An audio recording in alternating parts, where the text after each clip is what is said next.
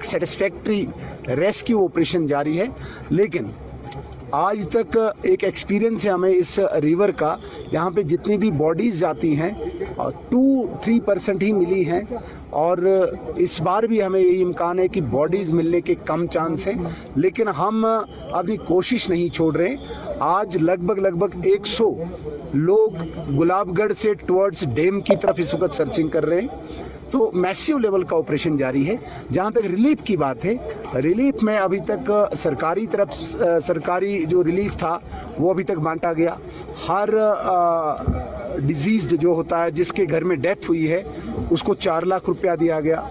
जिसका घर उजड़ गया 1,35,000 दिया गया। गवर्नर साहब ने अदर देन दिस 1,35,000 एक घर अनाउंस किया है अंडर CSR।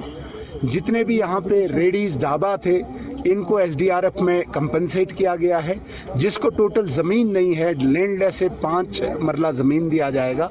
यहाँ पे लगातार लंगर जारी है। हमारी बिजनेस कम्युनिटी किश्तवाड़ की पिछले 9 दिन से यहाँ पे कंटिन्यू डे नाइट लंगर चलाए हैं। सेवा भारती एक बहुत बड़ी ऑर्गेनाइजेशन डे नाइट लंगर लगा के बैठे हुए हैं। तो कहीं पे भी कोई कमी नहीं है, लेकिन जो जाने गई है वो वापस नहीं आ सकती हैं, उसका हमें मलाल है। उसके बाद जो रिहेबिलिटेशन का काम है, चाहे यहाँ पे स्कूल का काम है, मंदिर का काम है, लैंड ड्रेन का काम है, नहर का काम है, सोलर लाइट्स का काम है, इस पे एक बार रेस्क्यू ऑपरेशन क्लोज करके ही बात कर सकते हैं। रिहेबिलिटेशन विद इन जिनके साथ गवर्नर साहब से मेरी बात हुई थी, उनके द्वारा बात हुई थी, वो कह रहे थे 1.5 मंथ हमें लगेगा, लेकिन उनको यहाँ की टेरेन का, यहाँ के क्लाइमेट, यहाँ वेदर का पता नहीं था। यहाँ सितंबर एंड में क्लोज हो जाता है, यहाँ बड़ा शॉर्ट विंडो होता है काम का, इसलिए डिज़ाइन भी जो उन्होंने किया था मैंने उसे चेंज करने के लिए रिक्वेस्ट की है, जो उन्होंने घर डिज़ाइन करने के लिए बोला है। अब यहाँ पे यहाँ की टेरेन को देखते हुए, मौसम को देखते हुए यहाँ पे डिज़ाइन चेंज कर रहे हैं। तो बहुत जल्दी अभी हम फाउंडेशन डालने जा रहे हैं इन घरों की। जहाँ तक बात आती है अदर रिहेबिलिटेशन, जैसे नहर की बात है, जहाँ पे लैंड ड्रेन की बात है, पानी बिजली विद इन 24 आवर्स हमने रेस्टोर किया। तो नहर का काम कल रेस्क्यू ऑपरेशन खत्म करने के बाद हम कोल का ऑपरेशन शुरू करेंगे और लैंड ड्रेन का ऑपरेशन शुरू करेंगे। कुछ NGO जो बाहर की हैं, उनके साथ मेरा कांटेक्ट जारी है।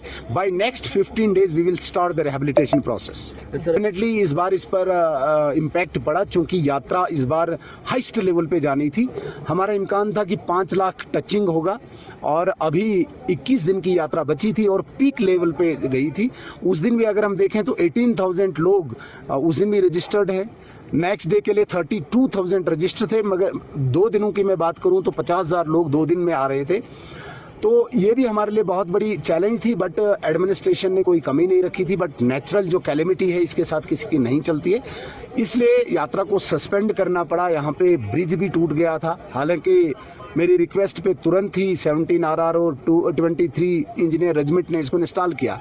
बट बाकी अलर्टनेस को देखते हुए अभी यात्रा सस्पेंड है। इस पे बहुत इम्पैक्ट पड़ा, और सिर्फ इतना ही नहीं, लगभग मैं कहता हूँ 200-500 करोड़ की इकोनॉमी लॉस है जो लोग इस पर बिजनेस करते थे।